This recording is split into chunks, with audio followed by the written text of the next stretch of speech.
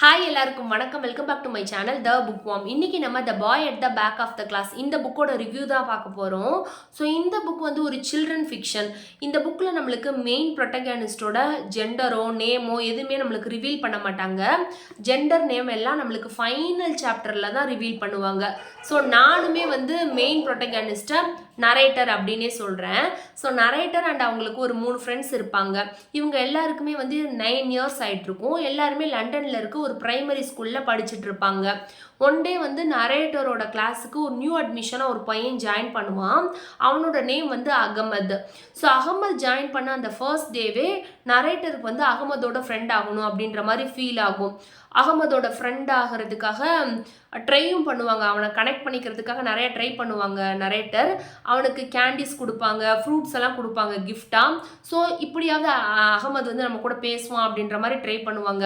But Ahmed வந்து reply எதுவுமே பண்ண மாட்டான். ஸ்மைல் மட்டும் பண்ணுவான், ரிப்ளை எதுவுமே பண்ண மாட்டான். ஸோ இப்படியே இருக்கும்.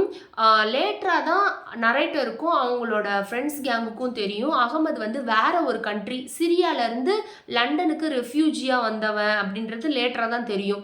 ஸோ அவனுக்கு வந்து இங்கிலீஷ் லாங்குவேஜ் தெரியாது, வேறு லாங்குவேஜ் அவனோட லாங்குவேஜ் தான் அவன் பேசுவான். இதெல்லாம் லேட்டராக தான் அவங்களுக்கு தெரியும்.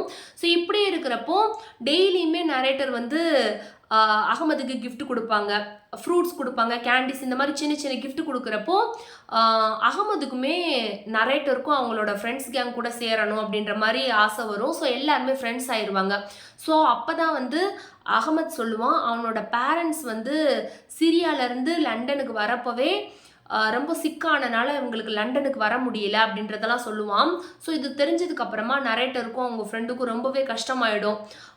இவன் அப்பா அம்மா இல்லாமல் எப்படி வந்து இப்படி புது கண்ட்ரியில் இங்கே இருப்பான், ரொம்ப கஷ்டப்படுவான் அப்படின்ற மாதிரி ஃபீல் பண்ணிட்டு இவனை இவன் பேரண்ட்ஸோட சேர்த்து வைக்கணும் அப்படின்னு டிசைட் பண்ணுவாங்க நரேட்டரும் அவங்க ஃப்ரெண்ட்ஸும்.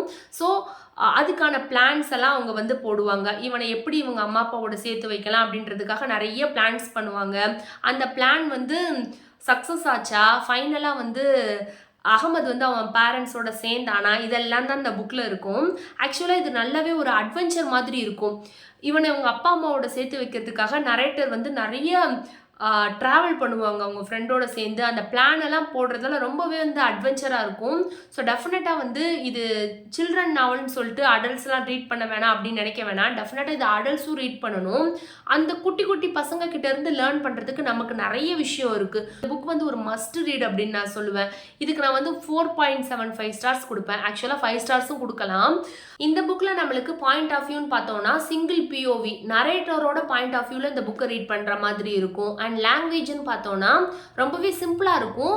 கிட்ஸுக்கு ரீட் பண்ணுறதுக்கு ஈஸியாக தான் இருக்கும். அண்ட் நிறைய டயக்ராம்ஸ் இருக்கனால ரீட் பண்ணுறப்போ ரொம்ப என்ஜாய் பண்ணுவாங்க.